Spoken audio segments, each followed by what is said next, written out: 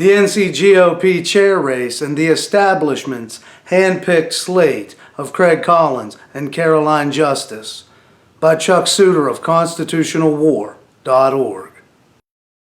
Republican Party Executive Committee members were informed via email that after serving only one term, current state GOP Chairman Claude Pope would not be seeking re-election at this year's state convention.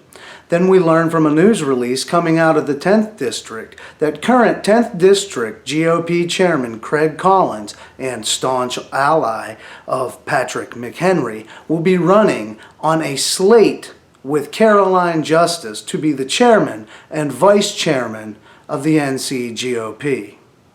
12th District GOP Chairman Daniel Rufty had this to say about the situation.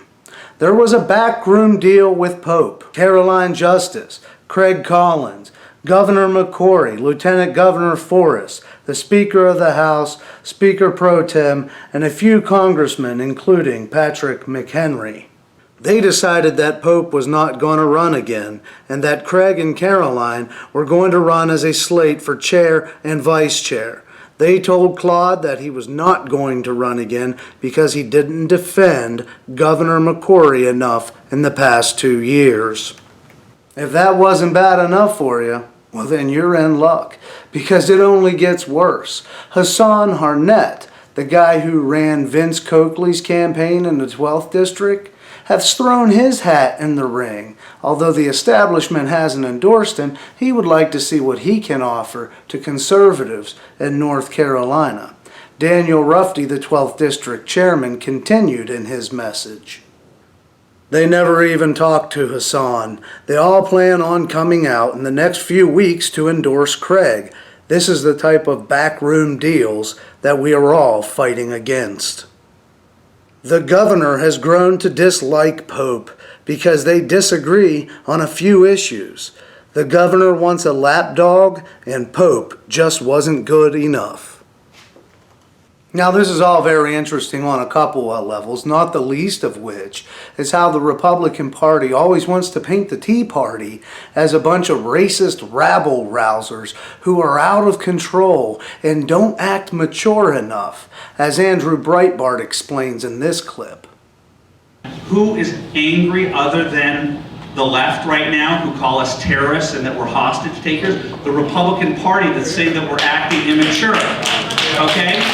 And what they're doing is the same exact technique that the left did. Because it's tens of millions of people, you can accuse tens of millions of people of anything because not one of you can go out there and act as the representative of the 10 million and say it didn't happen. So the Republican Party, who apologized, Michael Steele and John Boehner apologized for the non-event of the N-word thing, apologized for a group that they can't apologize for because they aren't a member of the group. The fact of the matter is the Tea Party supports more African Americans and minorities than any other political group in America today. You look at Herman Cain, Ben Carson, Allen West, Mia Love, Tim Scott, Dan Bongino, Vince Coakley, Ted Cruz, Marco Rubio, Nikki Haley, Bobby Jindal, on and on and on down the line. Another comical aspect of this whole situation is that Chris Collins is best friends forever with Patrick McHenry, the guy who said he would not defund Obamacare. Will you vote to defund the Affordable Care Act? Yes or no? Let me just. Yes or no? Okay. Hold on. No. And lies like a Democrat when he talks about how he didn't really want to fund Obama's executive amnesty, but he just had to. Janet Nichols, she asked, why did you, as one of 75 House Republicans, vote for the amnesty bill when you've said for years that you would never support giving amnesty to illegals? Was a restriction on the president's executive order that I believe grants a whole class of people amnesty, and I oppose that. We weren't able to get that through the United States Senate, so we had to I'd make a tough call. It should also be noted that Patrick McHenry is the Chief Deputy Majority Whip in the United States House of Representatives, John Boehner's right-hand man's right-hand man. McHenry stands for everything the establishment desires, wants, and works for. He's a rhino through and through, and we should expect the same at the state level from his staunch ally from the 10th District, his district, Craig Collins. Let's take a look at that press release and see who else is on board. Craig Collins and Carolyn Justice have received the endorsements of U.S. Senators Richard Burr and Tom Tillis, Governor Pat McCrory, Lieutenant Governor Dan Forest, U.S. Congressperson Patrick McHenry, the Chief Deputy Majority Whip of the U.S. House, Senate Leader Phil Berger, and State House Speaker Tim Moore. Collins is then quoted as saying, "We must energize and organize our party like never before if we are to carry North Carolina for our Republican presidential nominee and re-elect Senator Richard Burr." I mention again that all of these establishment Republicans endorsing Craig Collins are all white, and not even a consideration has been given to the black man who wants to be the chairman here in North Carolina, Hassan Harnett. I could understand if he didn't stand on conservative principles. To the churches and neighborhoods. We took our message to the places Republicans have never gone before, and we worked our butts off. You know what I heard the most? You're a Republican? What is a Republican? And I explained to them the conservative message of freedom, limited government, low taxes, defender of the Constitution, free markets, champion of the Second Amendment and the Bill of Rights. And this is exactly why I'm running as your next state chairman. I'm running to champion the conservative message all across the state. Well, that sounds fantastic to me, Hassan, and I'm sure it'll resonate with the Tea Party from the coast to the mountains. But the establishment's going to give you a little tougher at a time, and what's even more troubling than that is that Craig Collins is a staunch ally of Patrick McHenry, a guy who doesn't want to defund Obamacare or defund Obama's executive amnesty. It's almost like he's working with the other team. Is Craig going to do the same as McHenry? We know Carolyn Justice has done that in the past because she helped facilitate Richard Morgan and Jim Black's power structure whenever the Republicans had a 61-59 advantage and Michael Decker switched parties over a $50,000 bribe that sent him to jail, Jim Black to jail for 5 years, and eventually we were able to get rid of Richard Morgan. Carolyn Justice supported that through and through. There are members still in the House today that'll call her out on it, and for some reason the establishment wants her as vice chairman. Some reason they want Craig as the chairman. Also keep in mind Mr. McCrory's opinion of Jim Black. Speaker Black gets the lion's share credit for being businesslike, compromising, collaborative, and as bipartisan as any speaker I have observed. I am proud to introduce our own Jim Black, Speaker of the North Carolina House of Representatives, our representative from Mecklenburg County, and my personal friend. A wonderful tour of your office in Raleigh recently, and I really appreciate your hospitality. And I just took you up to the mayor's office here and showed you a view of Charlotte. And you've been a wonderful teammate. And here's something else for you to chew on, North Carolina conservatives. Donald Trump is going to be this year's keynote speaker at the North Carolina GOP State Convention. I guess John McCain was just too busy and couldn't make it.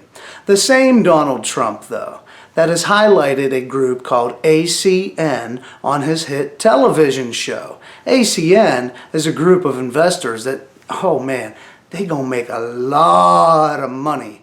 As soon as those public-private partnership Agenda 21 toll roads go in on I-77 that Pat McCrory and Tom Tillis are the biggest cheerleaders of, as WCNC reports. But the NBC Charlotte I-Team has found a group of big-time Tillis campaign contributors stand to make millions from your tax dollars tied to the toll lane. It all starts with a prime piece of Cornelius real estate called Augusta Lee. Before the Great Recession, developers dreamed of turning this old farm into something like Birkdale Village, a $500 million complex with shopping and condos. But in the recession, the deal went bust. The bank took the land, and they sold it a couple of years ago at the relative bargain of $7 million to a group of executives from a company called ACN. Hello! Good afternoon, ACN! ACN is a multi-level marketer like Amway, only based in Concord. Its pitchman, Donald Trump, promoted ACN on his NBC show Celebrity Apprentice. They run a company called ACN, which I know very well. But ACN executives needed one thing to develop Augusta Lee, a new exit ramp off I-77. With an exit, insiders say their land more than doubles in value, and they stand to make millions. There are already exits 25 and 28, but Augusta Lee needs a new exit 27. But to the DOT, it just wasn't a priority. So who would pay for it? Well, here's the thing. The toll lanes come with all new bonus funding, taxpayer money which could pay for exit 27 and then some. It's roughly in the area of $150 to $160 million. Charlotte transportation planner Bob Cook says the state's never offered that kind of money before. So the bonus allocation is new money coming into the region related to a toll lane project. So if you take the toll lane, you get the bonus money. You get an incentive. That's correct. A little sweetener. Mm-hmm. House Speaker Tom Tillis supported the law with the bonus fund tied to the toll lanes. The governor signed that bill last year on June 26th. On June 27th, the very next day, a group of ACN executives and their wives donated $26,000 to Tom Tillis's Senate campaign. The corruption is so thick you can almost taste it. But folks, you were warned by a guy named John Rhodes, who warned about the Morgan Black deal, who said Jim Black would end up in prison, and he did.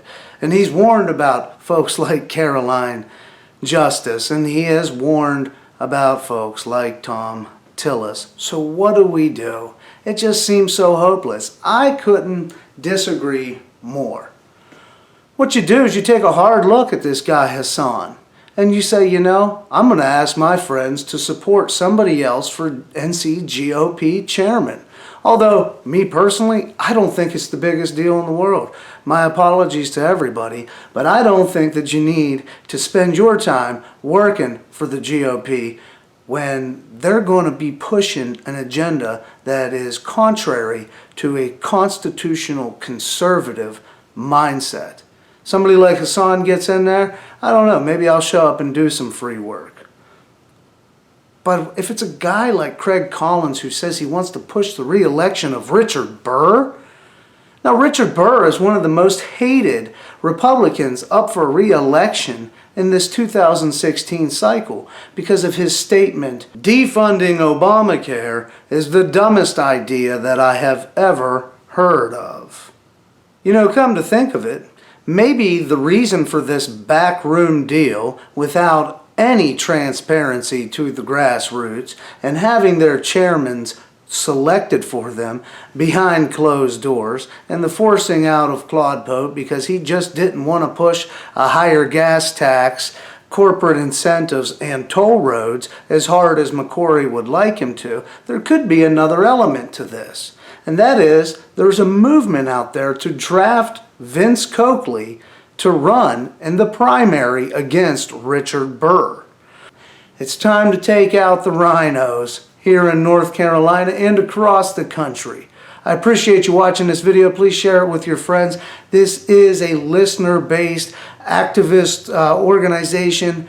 Please go to constitutionalwar.org. Please donate $10, whatever you can. If you can donate $5 a month, $10 a month, it means all the difference in the world to me to be able to cover more events. And I want to cover more events. I want to do more videos. I want to get this information out there. This has taken a lot of research right here. I love doing it. I enjoy doing it. I hope you enjoy listening to it. If you do and you can afford to donate, please do that. If you can't afford to donate, don't worry about it. Just if you could share the links on social media and show support in another way, I would appreciate that as well. This is Chuck Suter of constitutionalwar.org.